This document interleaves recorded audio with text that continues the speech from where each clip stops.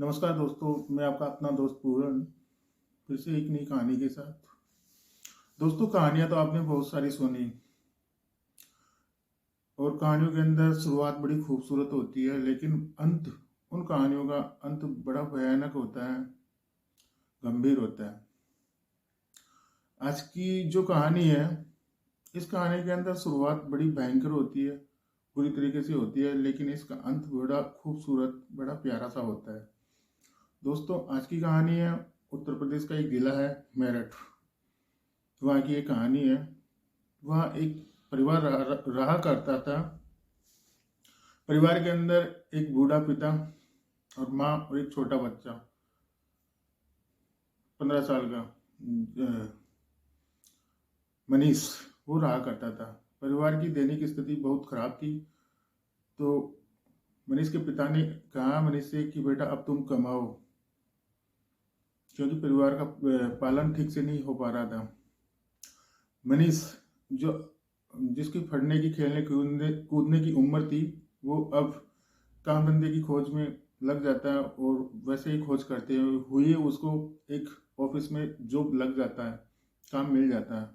और ऑफिस के अंदर वो सबसे छोटा, सब उससे सीनियर, सब बड़ी उम्र के, कोई 18 साल का, कोई 20 साल का, कोई 25 साल का, अपने साथी लड़कों के साथ वो ठीक से काम किया करता था।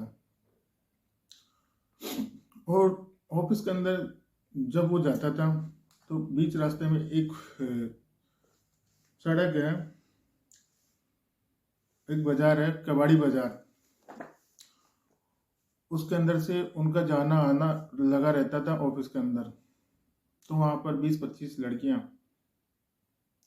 एक घर के अंदर रहा करती थी, और वो जब वो जाते थे और आते थे तब उनको इशारा किया करती थी। लेकिन मनीष और उसका एक दोस्त वो उसी रास्ते से आया जाया करते थे और साथ रहा करते थे। उनको इतनी तो समझती कि हाँ, यहाँ पर ऐसा कुछ काम होता है, लेकिन वो समझने के बाद गए नहीं।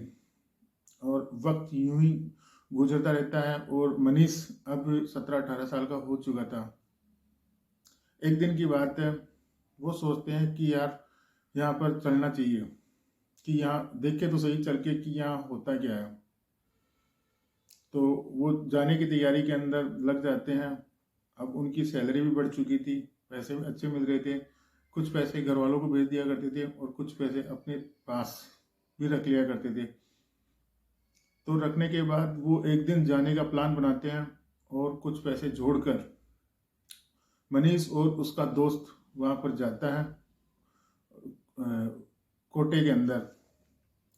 तो मनीष का दोस्त एक लड़की को लेकर एक कमरे के अंदर चला जाता है और मनीष भी एक लड़की को लेकर एक कमरे के अंदर चला जाता है।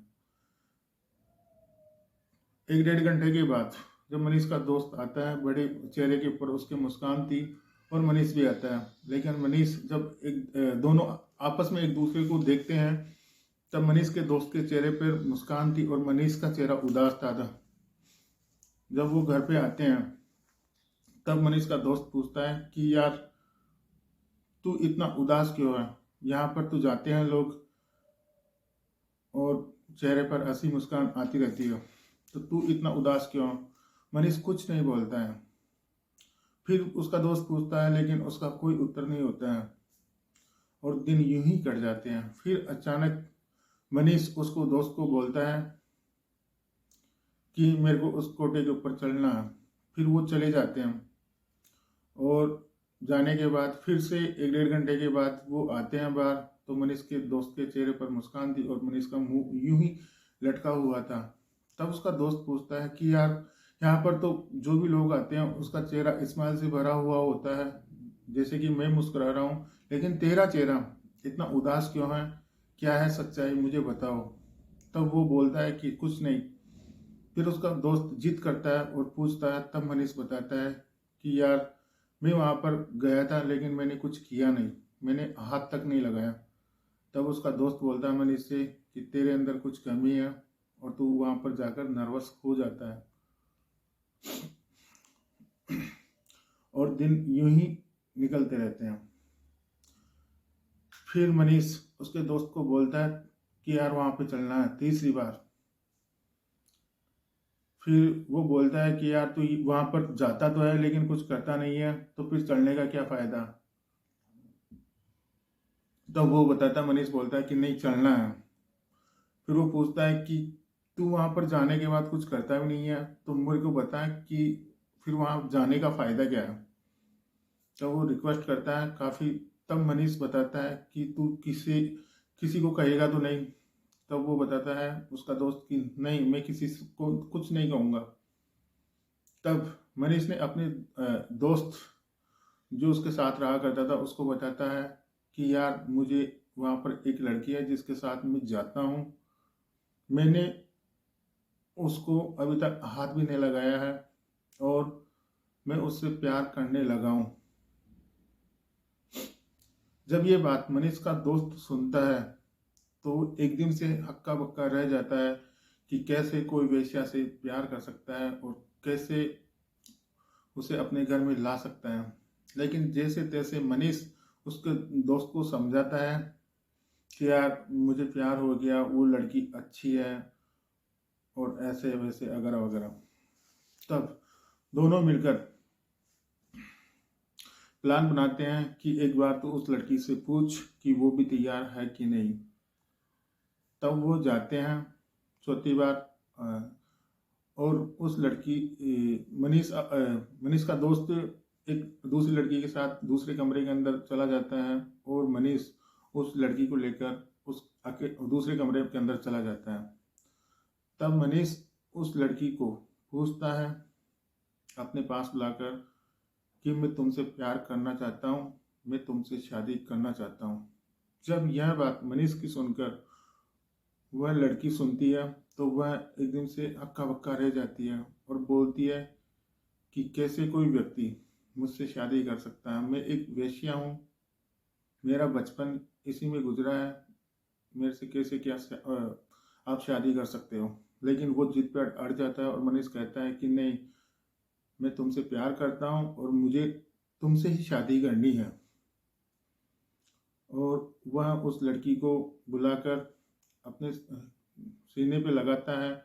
फिर वो लड़की कुछ नहीं बोलती है, तो जिससे मनीष का हौसला थोड़ा बुलंद हो जाता है क्योंकि उसने उसका विरोध नहीं किया और वो शांति से सुनती रही और उसने कुछ हामी भरी। वो अब अपने दोस्त के साथ घर पे आता है और उसको सारी घटना बता देता है। यह घटना थी साल 2015 की।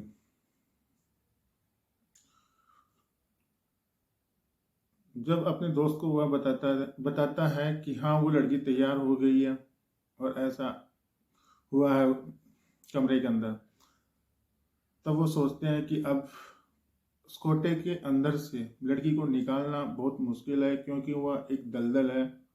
वहाँ एक बार कोई भी लड़की गुड़िया बनकर जाती है, वहाँ से जिंदा नहीं निकलती है और उसकी लाश ही कोटे के अंदर से बाहर आती है। तो हम जो अभी हमारी ठीक से उम्र भी नहीं हुई, तो हम उस कोटे के अंदर से लड़की कैसे बाहर निकाले और कैसे उसको दुल्हन बनाए। लेकिन मनीष है कि जिद पे अड़ जाता है, वह उस लड़की से प्यार जो करता था। अब मनीष अपने दोस्तों की, अपने रिश्तेदारों की और पुलिस वालों से उस लड़की के लिए मदद मांगता है, लेकिन कहीं से कुछ मनीष को मदद नहीं मिलती है और मनीष सोच में डूबा रहता है कि कैसे मैं उस लड़की को अपनाऊं, कैसे उसको मैं करीब लाऊं कोट और कैसे कोटे से बाहर निकालूं। तो जैसे भी किसी ने उसको बताया कि एक एनजीओ है, एनजीओ उसका नाम संकल्प है, आप वहाँ ट्राई करो, शायद आपकी वो मदद कर दे। तो मनीष उस एनजीओ की डिटेल निकालता है, जानकारी जुटाता है और उस एनजीओ की मैनेजर थी अतुल शर्मा, जो उसके नंबर कहीं से निकालता है और फ़ोन करके अतुल शर्मा को मनीष बताता है कि वहाँ पर एक कोटा है कबाड़ी बाजार के अंदर और वहाँ एक लड़की है जिससे मैं प्यार करता हूँ और मैं उससे शादी करना चाहता हूँ। जब यह बात अतुल शर्मा को मालूम चलती है उस महिला को, तो वह इग्नोर कर देती है कि ऐसा भी कुछ हो सकता है क्या, कोई एक वेश्या से कैसे शादी कर सकता है, कैसे प्यार कर सकता है। तो वह इस बात को सुनकर इग्नोर कर देती है। फिर कुछ दिनों बाद मनीष का फिर से फोन होता है कोटे के अंदर। फिर यही घटना, फिर वो दूसरी बार अतुल शर्मा को बताता है। फिर यह घटना सुनने के बाद वो इग्नोर कर देती है। लेकिन कुछ दिनों बाद फिर से मनीष अतुल शर्मा उस महिला के पास फोन करता है और फिर अब वह रोने लग जाता है कि आप या तो हमारी कुछ मदद करो या फिर मैं मर जाऊंगा। जब यह बात वह महिला अतुल शर्मा सुनती है तो वो सोचती है हाँ कि ये कोई एक सच्चा आशिक है जो इस कोटे वाली वेश्या से प्यार करता है। अब इसकी कुछ मदद करनी चाहिए हमको। अब अतुल शर्मा उस कोटे पर जाने के लिए तैयारी करती है और मनीष को भी फोन करके बुलाती है और दोनों पहुंच जाते हैं कबाड़ी बाजार कोटे के सामने, कोटे के अंदर। और उस कोटे की मालकिन से अतुल शर्मा कहती है कि आप के पास एक लड़की है शबाना नाम की, आप उसे हमें दे दो। और ये मनीष, ये लड़का है, ये उससे प्यार करता है। जब यह बात कोटे की मालकिन सुनती है तो वह अक्का बक्का रह जाती है और अपने सभी जो जानकार लोग थे आसपास के उनको इकट्ठा कर लेती है और अतुल शर्मा के ऊपर दबाव बनाती है। लेकिन अतुल शर्मा जो कि एक एनजीओ चलाती थी तो वो दबने वाली नहीं थी और वह साफ शब्दों में कह देती है कि या तो आप इस लड़की को मुझे मेरे हवाले कर दो, नहीं तो मैं आपको इस कोटे के ऊपर कार्रवाई करूंगी कि आपने कैसे इन बच्चियों को लाकर इनको वेश्यावृत्ति का कार्य आप कराती हो। जब ये बात कोटे की मालकिन सुनती है तो वो सोचती है कि क्यों एक लड़की के लिए अपने कोटे को बदनाम करे और कोटे को क्यों बंद करवाए। तो वह यह बात जब सोचती है और उससे डर जाती है तो वह उस लड़की शबाना को मनीष और अतुल शर्मा के हवाले कर देती है। अब अतुल शर्मा उस शबाना लड़की को लेकर आती है और सबसे पहले उससे एक सवाल करती है कि मुझे बस इतना बताओ कि तुम इस कोटे के अंदर पहुंची कैसे। जब यह बात शबाना सुनती है तो शबाना बताती है कि मैं पश्चिम बंगाल की रहने वाली हूँ। वहाँ पे एक इलाका पड़ता है 24 परगना क्षेत्र। मैं एक मुस्लिम परिवार से ताल्लुक़ रखती हूँ। वहाँ मेरा परिवार बहुत गरीब है। मेरे माँ पिता और मैं इकलौती संतान उनके हूँ। हम अपना परिवार का गुजारा करने के लिए अड़ोस पड़ोस के घरों के अंदर काम करते हैं, बर्तन झाड़ू पोछों का काम करते हैं और हमारी स्थिति बहुत नाजुक है थी। यह बात थी 2015 से पहले की घटना है। पहले की घटना, हमारा परिवार ऐसे ही दिनों को चला रहा था, दूसरों के घरों के अंदर काम करते थे और हम ऐसे अपने दिनों को निकाल रहे थे, काट रहे थे। तभी एक दिन की बात है, एक ड्राइवर जो ट्रक चलाता था उसका ट्रक पंचर हो जाता है और वो पंचर जब उसका ट्रक हो जाता है तो उसको भूख लगती है और वो हमारे घर आता है और खाने के लिए कुछ मांगता है। अब शबाना दिल की अच्छी थी, उसका दिल दूसरे के प्रति प्यार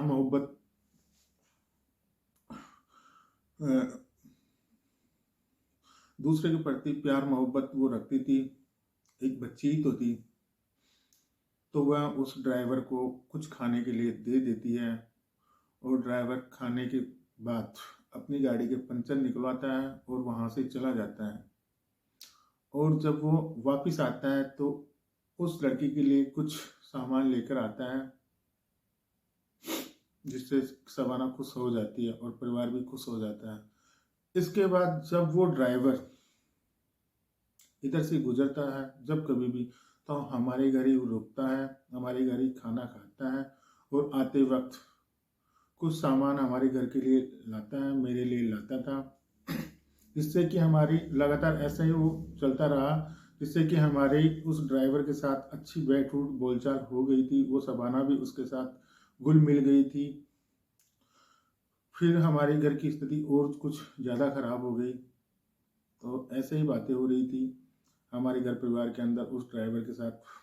तो ड्राइवर कहता है कि आप अपनी बच्ची को मेरे साथ भेज दो, मैं इसकी जॉब लगवा देता हूँ, जिससे कि आपका परिवार ठीक ठाक से पालन पोषण हो जाएगा।